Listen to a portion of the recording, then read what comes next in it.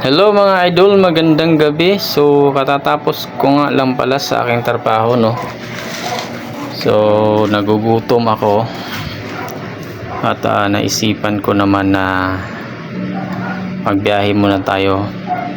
Maghahanap tayo ng kainan. Syempre medyo malayo-layo ito. Kaya tara mga idol, samahan niyo ko. Kakain muna ako ng aking hapunan. So dito nga pala tayo ulit sa mga idol, sa kay Diwata Paris Overload sa Pasay, sa Jokno Boulevard.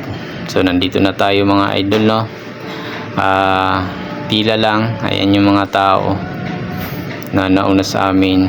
Ang daming kumakain. So last time na nagpunta ako dito, kaunti lang yung mga tao. So hindi natin expected na ganito pa rin pala kadami ang taong kumakain dito kay Diwata. So ito yung menu niya mga idol, So yan ang order natin, yung Paris Magnet Overload 120. Ayan, so dito ka magbabayad. Ayan yung pila. Saka ayan yung bagong menu nila idol, maskara ng baboy.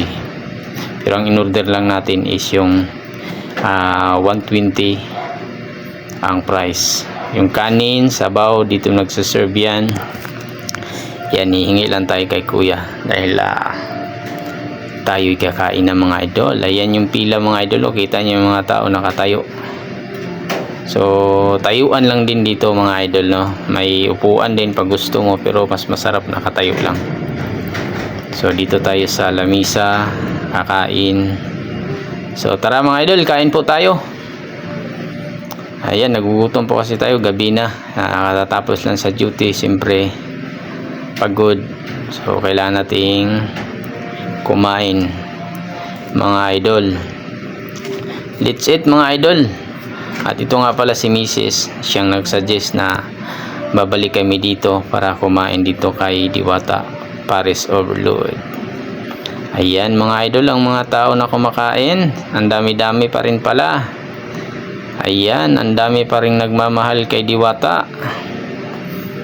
Sa mga hindi pa nakapunta rito, try nyo na rin magpunta mga idol. Basta yan yung menu price nya, medyo nag-increase na ng konti lang naman. So yung dating 100 only rice, ngayon nagiging 120 na.